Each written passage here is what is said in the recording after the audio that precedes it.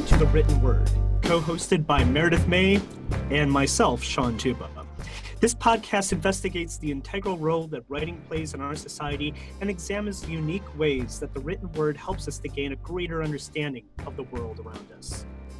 For our latest episode, we're tackling a topic that's near and dear to Turnitin's heart: emerging threats to academic integrity.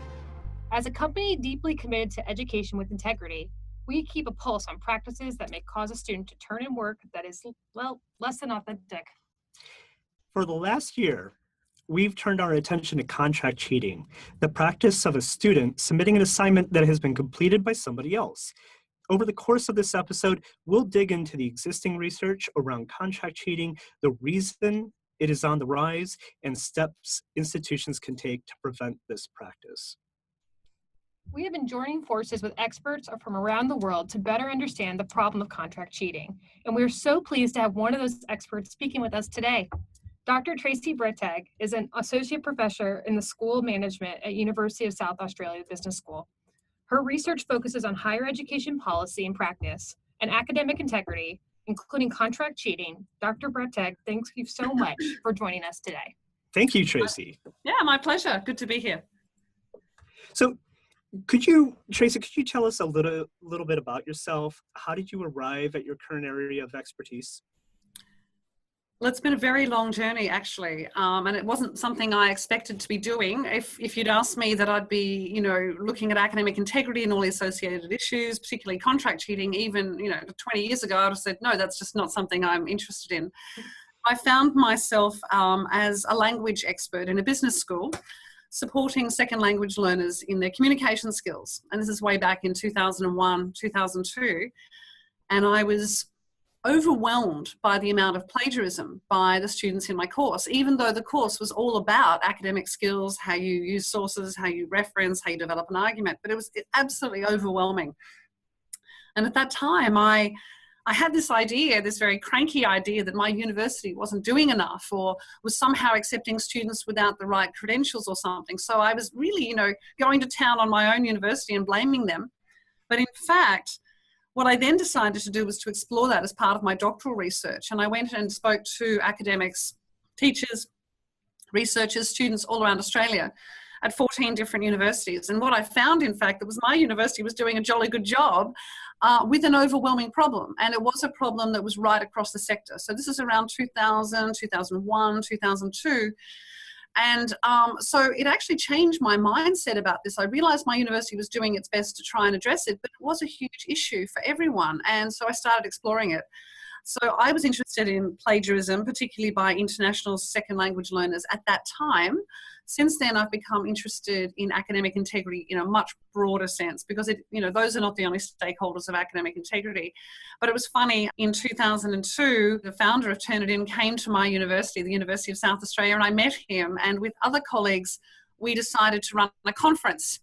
And we called it educational integrity, because here in Australia, we try to talk about it in a much broader way. Like, academic integrity tends just to be around universities, and we understood it to relate to every aspect of education. So it's the same thing, really. We called it educational integrity.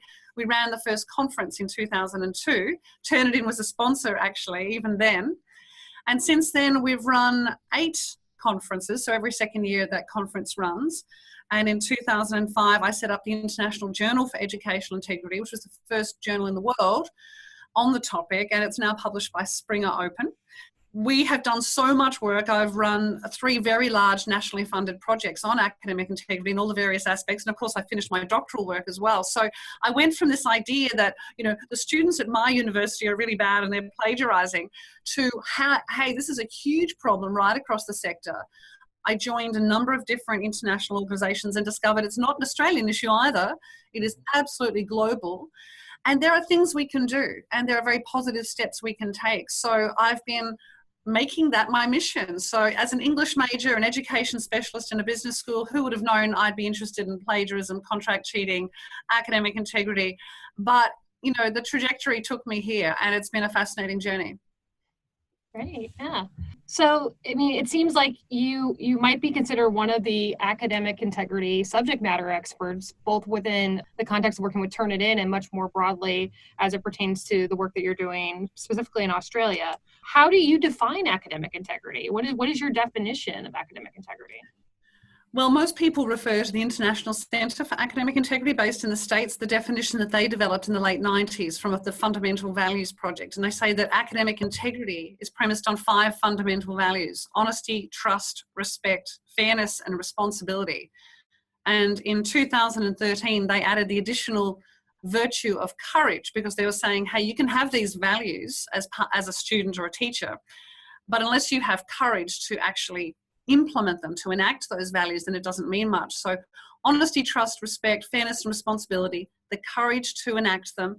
And it's a concept that relates not just to students. As I said, very often when we think about academic integrity, we think about students, and we immediately think about students acting badly, about them cheating. But in fact, that's the opposite of integrity. So acting with integrity in teaching is important. Teachers have to actually demonstrate integrity by taking responsibility for their teaching, making sure their assessment is fresh, original, allows the student to demonstrate their learning. So they are at the forefront, actually, teachers. And then obviously students have to act with integrity by doing the work honestly, by taking their learning seriously, by learning how to acknowledge sources to show whose work it is. But it isn't even just teachers and learners, it's researchers. So integrity is obviously important for people doing research like myself. And more than that, I take a really broad view of academic integrity. And I say that includes absolutely everybody who is part of an educational institution. So right down to the person who mows the lawn, the person who cleans the windows at the university, the person who answers the phone.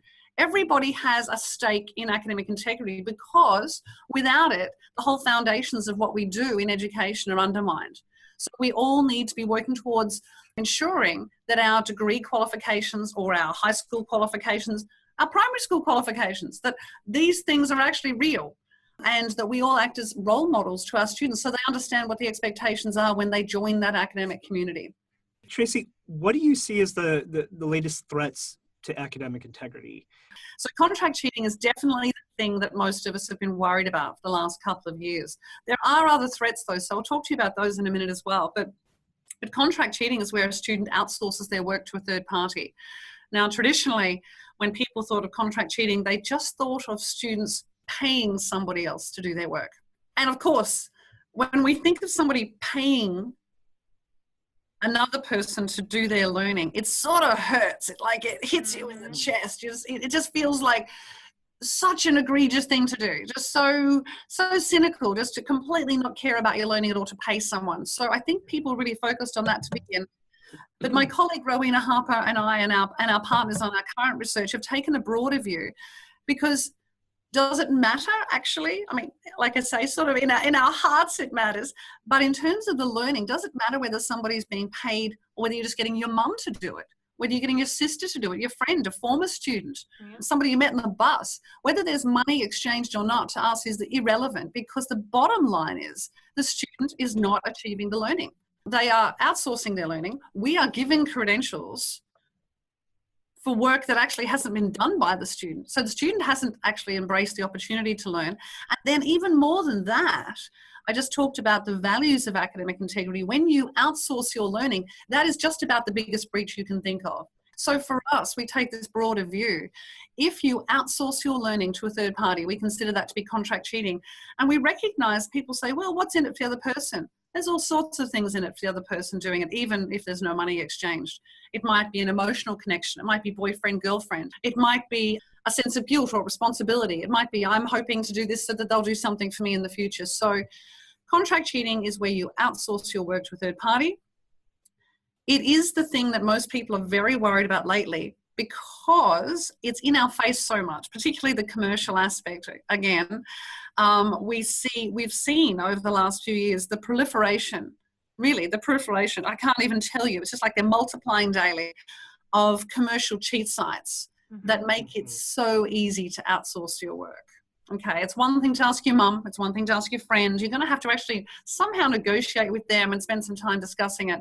But you can go online now, and there are literally hundreds of contract cheating sites which require almost no engagement, even with the topic by the student. You just upload your assignment, they'll tell you what the price is and they'll do it for you. And, you know, I think that's what's upsetting most of us, and because we see it all the time and we see it advertised. So it's not just the proliferation of these sites. They're incredibly marketing savvy. So they use social media, Twitter, WeChat, Facebook. They're in, they infiltrate university systems. We've had situations where our students receive mass emails as if it's coming from the university.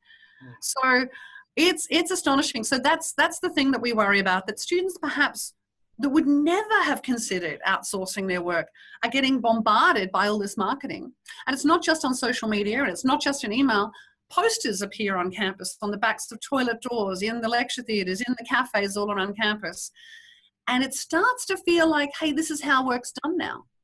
So we're worried that those students who never would have considered it suddenly might start to, well, not suddenly, gradually over time, with enough bombardment in every aspect of their lives, might start to say, hey, oh, that's what happens now at university or at high school or at college. Mm-hmm. So that's our concern. Yeah. So Tracey, why do you think contract cheating is on the rise then? Like why now more than ever are we seeing so many examples of this? Well, it's an interesting question. We say, is contract cheating on the rise? We don't have any baseline data to say that it is, because we didn't know what it was before. Our sense of it is certainly that the contract cheating sites, they are on the rise. We've never seen so many of those. And I guess we can then make an assumption that if there's that many of those companies, there must be a market for it. So we're assuming it's on the rise. But why are we seeing this everywhere? Look, I think it's a complex phenomenon. Mm-hmm. My colleague Rowena Harper and I, over the last couple of years, have been talking about a perfect storm, which has grown over the last couple of decades. So I mentioned I was interested in plagiarism in the early 2000s. That emerged in Australia anyway because of a huge big push for internationalization, for basically grabbing international student fees to prop up an underfunded system, but also around the same time, the massification of higher education. So I'm speaking in the Australian context, but it's global. For good reasons, many good reasons and well-intended, we've opened up higher education to a very broad range of students. So we now have students who might never have entered university before. They come from disadvantaged backgrounds perhaps, or they didn't study when they were younger, second language learners, mature age students, people with mental and physical disabilities. All of these things are great. We want to open up education to everyone. But what happens then is if you have a very diverse student body, you need to really put resources into supporting those students, especially if they don't have the academic background that we might have expected 20 years ago. So we have increasing numbers of international students, most of whom have come with a second language, and I'll talk about that in a moment. So struggling in a new cultural environment, struggling with the language on their own, not understanding the norms of this particular academic culture. That's one thing. We also have a range of other students who might not be as educationally prepared as they could be. They're not getting the support they need. We have increasing competition. We have decreased funding for higher education. So people are paying more. Students see themselves as customers. They pay an awful lot of money. Now, when I went through, obviously I'm older than both of you, but when I went through university many years ago, the government paid me a small stipend to go to uni, because it was a very small number. I think back then it was 2 or 3% of people got into university. When you did, it was very difficult. And there was the recognition that you were part of an elite, now whether that's good or not, and you get a scholarship so that you could succeed, right? You didn't pay them to study. The government paid you because there was this recognition you're going to be, contributing to society. Well, we've flipped that. And now our students are paying us, so they see themselves as customers. So they're starting to see things in a transactional way. Then on top of that, we've got scandals all around, politicians, scandals of journalists and plagiarism all over the place. And we see no repercussions for that. So that's another thing. So there's very few role models. We have seen a change in our culture too, because it is so diverse. We don't have one set of principles that everybody follows. So that's challenging. And then on top of that, I could just go on forever. It's actually very difficult for students to even imagine what sort of jobs they might have when they graduate. And the jobs that we are preparing them for now in 5 years won't even exist. So there's this sense of sort of despondency and what does this really mean anyway? And we keep telling our students, you've got to have a degree or you won't get a good job. So lots of mixed messages. but not a lot of messages saying, hey, come to university, come to college. You know, when you're at high school, here's this opportunity to learn and make your contribution to the world. This is going to change you. It's going to change society. What are you interested in? What are your passions? We don't hear people talk like that anymore. We're like, you've got to get a degree so you can get a job. We don't know what that job is. It's going to be very competitive. You've got to pay an awful lot of money for it. So this perfect storm is huge. It isn't just because students are acting badly. It's like this whole thing has come together and created a situation where learning is now seen as just another commodity to buy. So, I mean, in light of all these factors contributing to this perfect storm for contract cheating, what can higher ed institutions do to create a culture of sustainable academic integrity? Well, our recent research, I've mentioned it a couple of times, it's the Contract Cheating and Assessment Design Project here in Australia, which we're 3/4 of the way through. We collected the largest data set on this specific topic that we're aware of in the world. So we have over 15,000 student responses and over 1,200 staff responses. Very few people have asked staff about that. We had some pretty interesting findings, and I encourage people to go to that website, Contract Cheating and Assessment Design. But what we found is, we could locate and we could tell you, which students are cheating and in which discipline and all that stuff, but through some very detailed statistical analysis with some support from one of our colleagues, Michael Burton, at the University of Western Australia, we found, in fact, there are 3 factors which are predictors of contract cheating. And the first one is, and it's no surprise, if a student is a second language learner. Now, this is important to note, it's language, not culture, because we also asked the question of our second language learners and our first language learners. And we differentiated between domestic and international students as well, because many international students are not second language learners. So those 2 groups, we asked them how wrong they thought that certain behaviours were, a range of contract cheating behaviours, from providing an assignment to somebody else, to getting an assignment to submit, to cheating in exams, to exam impersonation, the whole range of contract cheating behaviours. And we found there was no discernible difference between any of those groups. Domestic and international students, they all agreed it was wrong. Second language learners and first language learners, native speakers of English, all agreed it was wrong. So it's not that our international students are saying, hey, we'll do this because it's okay in our culture, not at all.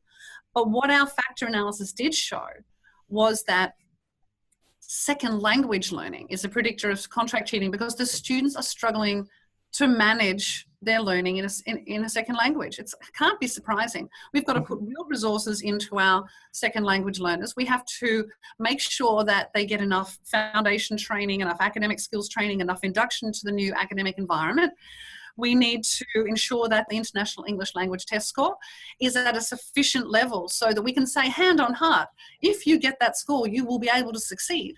We don't believe that. Most of us working in this area, the IELTS is 6, and IELTS organisations themselves say that that is woefully inadequate for academic study, but that's the level. So we need to raise that level. We need to put real resources into our international students. We need to provide foundation programs, and we need to induct those students into all the academic practices to help them demonstrate integrity, referencing, using sources, paraphrasing, note-taking, finding sources, manipulating language, and so on.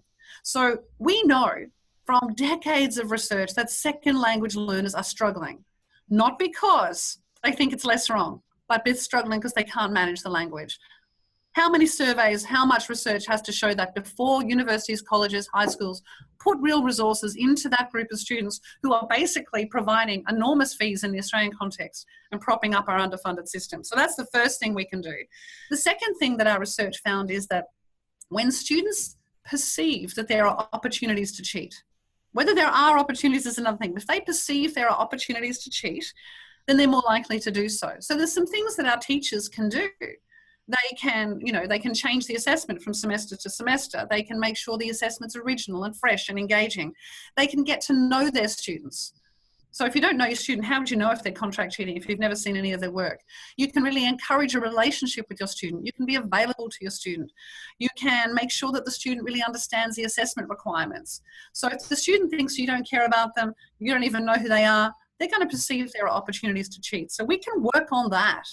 And I would say we need to think really clearly about the relationship between the teacher and the student, because I think at the moment that is not something that's just gone out the window. We have hundreds and hundreds of students. Most of them don't even come to class. how can the teacher know them? I actually think a very simple thing would be to make some sort of face-to-face contact between teacher and student mandatory. Now, in the Australian context, it's not compulsory to attend class. I'm not suggesting we go back to that, but we have this idea that adult learners are responsible for their own learning and online learning is the big thing. There's got to be a way of really engaging legitimately, authentically with your student. We know that. Every teacher in the whole world knows that's important. Let's get back to that. And the third element that our study found is that will predict contract cheating is when students are dissatisfied with the teaching and learning environment. So if they perceive, it goes back again, if they perceive the teacher doesn't care, if they're overwhelmed by the hundreds of people in the lecture theatre, if they see the task as less than meaningful, as just something to get done, you know, they're dissatisfied, for example, with group work. They put a lot of work in and everybody gets the same grade. They'll be like, what am I doing this for? You know, so we want to make sure that our students are having a satisfying learning experience, because if they're not going to be engaged in their learning. So there are some things we can do. We've identified these things. It's time for educational institutions at every level to say, we know what the issues are. Let's start putting the resources in and making this a priority, and stop blaming the students for being these bad students who outsource their work, and saying, let's take some responsibility in our own context. And that means supporting teachers, for example. And like I said before, it's recognizing that this is not an issue which is the fault of the students. It's part of this perfect storm, this huge, big conflation of things that have come together, a phenomenon which is very complex, which we have contributed to, and we all have a responsibility to take our small part. Now, one example of somebody taking a small part is we work closely with our facilities management staff here, the grounds people. And they had seen all those cheat sites up around the campus all the time and didn't know what they could do. They're like, my goodness me. I went and talked to them and said, please, every time you see those, rip them down and come and bring them to me and show them. I will let our legal people know. They'll start saying cease and desist. We'll keep an eye out for the people on campus, and those posters won't be there. But, you know, it's absolutely everybody. If we care about learning, if we care about education, if we actually think that what we're doing matters and has the potential to transform individuals and societies, then let's actually all work together to make this happen. Yes, I love it. Absolutely. Collaboration is key. Yeah, and protecting what's valuable, Right. you know, protecting education. Exactly. Yeah.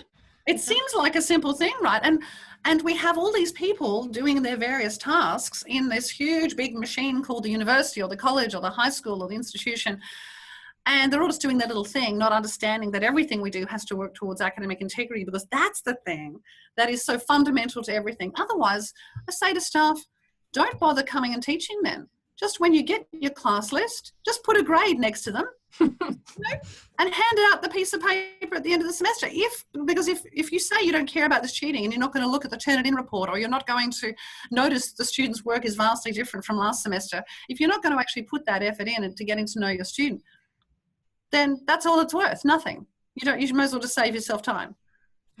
I feel pretty charged up. Me too. Yeah, I feel like I gotta go out to the streets. I gotta charge with the message. Yeah, I will. One more thing I would say, which I think is important too, you know, I've talked about all the various stakeholders in higher ed or in education generally, but we all need to get on the same page. You know, because we don't all have the same understandings of what academic integrity is, why it's important, and what we can do in our own sphere of influence. So real training, put real resources into training everybody. And I'm working with EpiGM, which is at Oxford University Press right now, to develop an online training program for students and staff. We've got people from all around the world, and we've also got an American version being developed by Tricia Bertram-Gallant, who I know you know. So we're going to have an American version and a UK Australasian version. Ours will be ready next year. And the idea is to get universities right across the sector to implement that before students and staff even begin their job. The staff module, you can't, you know, it's part of your induction. Students, you can't enroll unless you've done this training. Now, it won't solve the problem. It's not going to be the be all and end all, but at least we're starting on this level. We're all starting on the same page. That would be something. That would be an important piece of the puzzle, I think.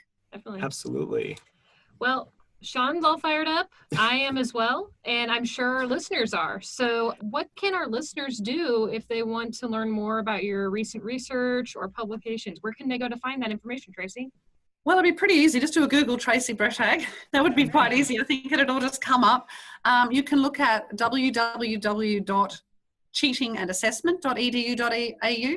You can look up the Exemplary Academic Integrity Project, which was my previous one. That'll just come straight to your site. You can look at the Academic Integrity Standards Project, AISP site. Again, if you'll do a Google, you'll find that. I recommend that you read the Handbook of Academic Integrity published by Springer. You can get it online. That is truly a definitive text with voices from all around the world.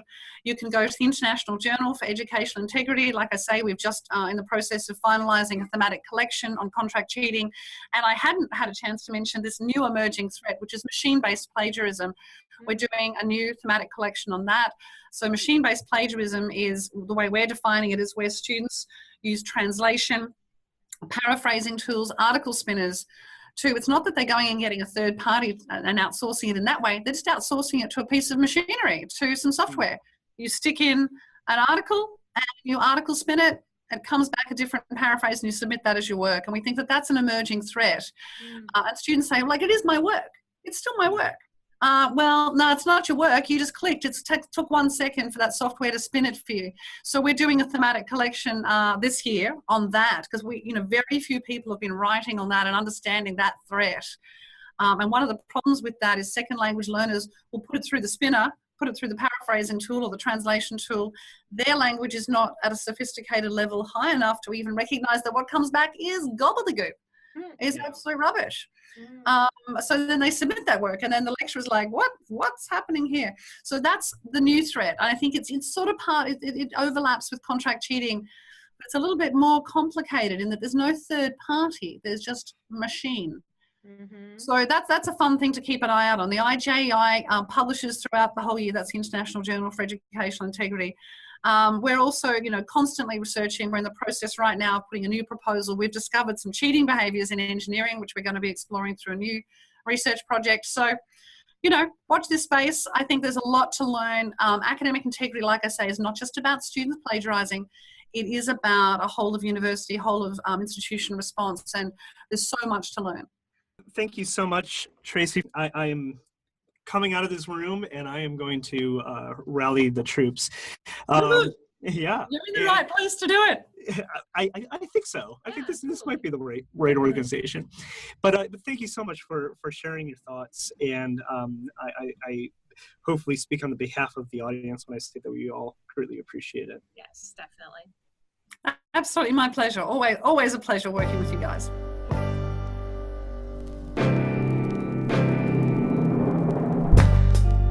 The Written Word is sponsored by Turnitin. It's hosted by Meredith May and Sean Tupa. This episode was written by Peter Kerr and Amanda Zelli's Hand. Produced by Sam Swink. Creative direction by Sebastian Caceres. Illustrations by Lydia Ortiz. Music by Gianni Izzo. Many thanks to our special guest, Dr. Tracey Bretag.